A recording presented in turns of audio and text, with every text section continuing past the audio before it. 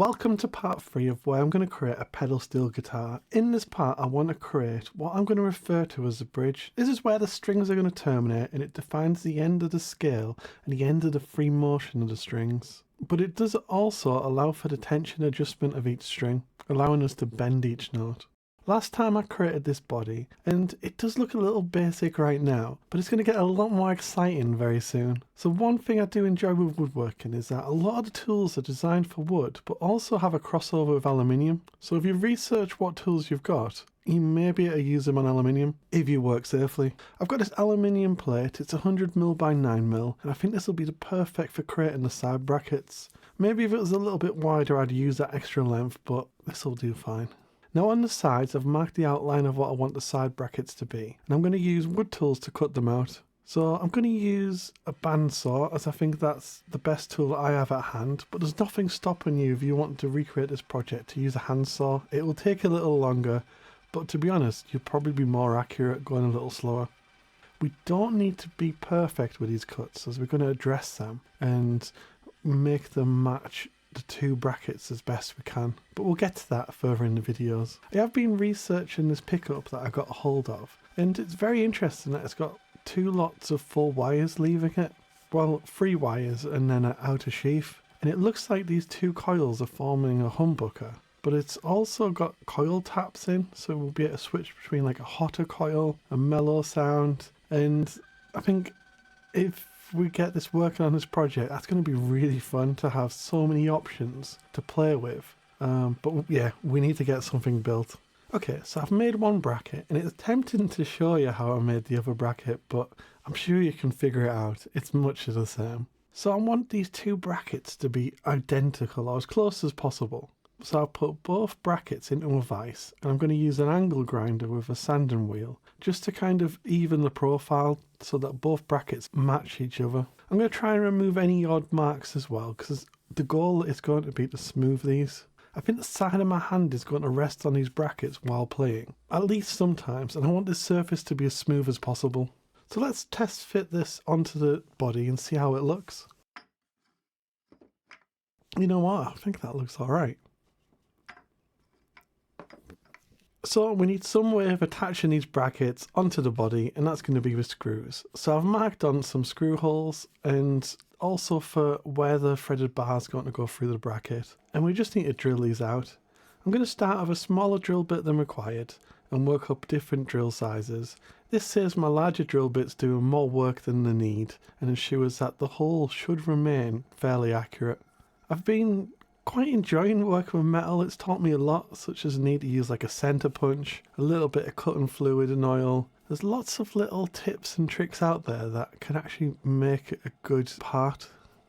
It's really quite interesting. It's a lot more complex than what you'd expect. So yeah, due to the amount of wood being removed from the fingers, from the body, I want to have as many screws in the bracket as possible so that it's solidly collected in the body as possible.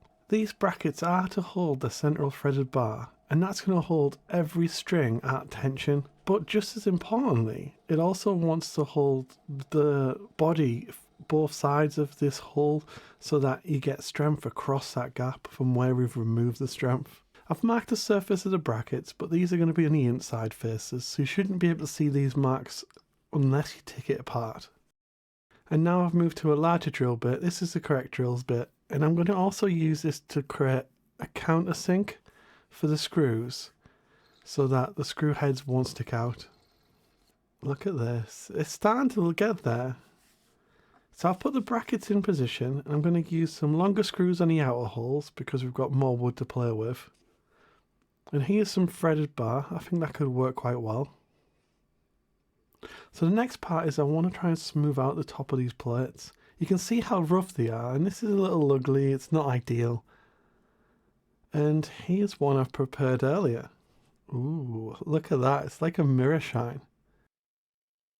I think it does look fantastic with that extra polishing that we've done. But we are spending ages on just 2 plates. And imagine if this was like a traditional pedal steel design. There's so many plates and parts that we need to think about and work on. Okay, so how to achieve this mirror finish.